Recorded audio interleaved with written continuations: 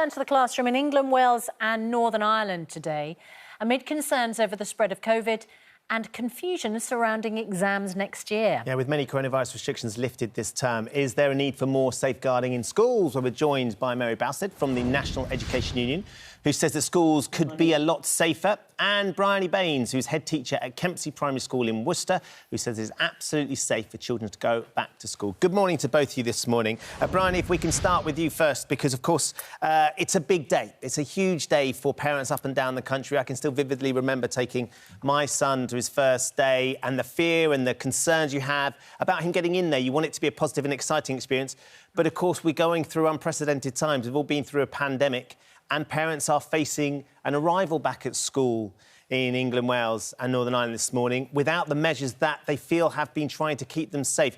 How are things at your school? What has been the reaction to parents about going back without the measures that have been in place till now?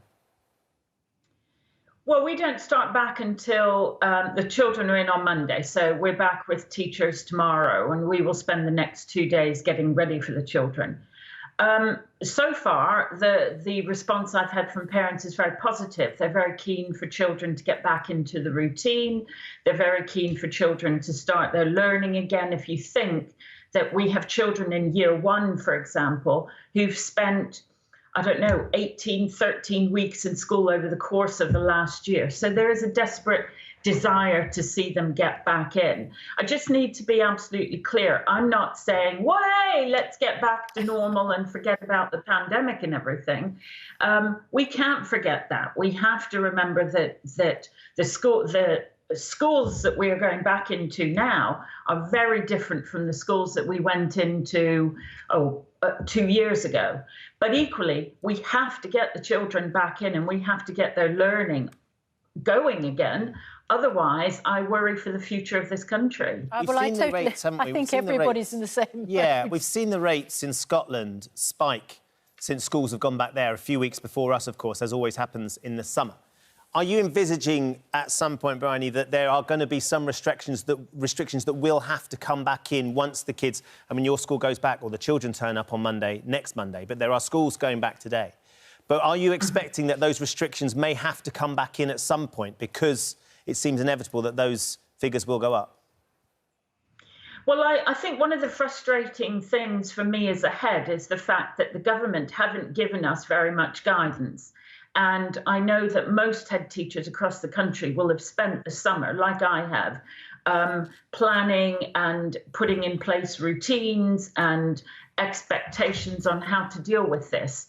I suspect that we will, well, I know we will, and I'm sure Dr. Mary will say this, I know that we will see a spike in infections and in transmission. I think the government may well impose more restrictions. I hope that if they do, they give us ample warning. However, we are putting many of those restrictions in place ourselves. So we are putting measures in place now that we might not have had 2 years ago. So, for example, we're having smaller break times.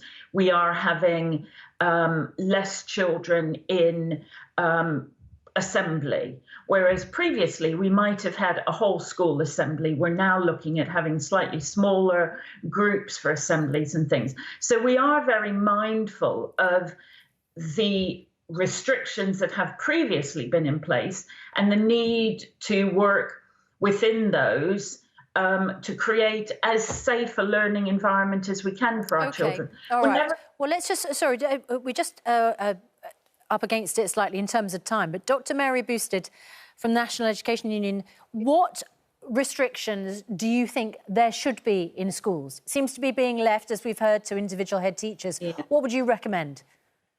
Well, I think that in secondary schools we should retain mask wearing because we had a study out last week that mask wearing reduces the incidence of COVID transmission by a factor of 8. That's the second most effective way of reducing transmission after ventilation. I think that all schools where there is poor ventilation in classrooms should have air ventilation units. We've been asking for that for months.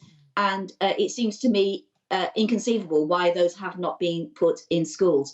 And then the WHO yesterday, the World Health Organization, has recommended that there is social distancing in schools, smaller class sizes, and the WHO have also recommended vaccination for 12 to 15-year-olds. Now, we don't know whether that will happen. I think it will happen. I think the government is very keen for vaccination to suppress transmission.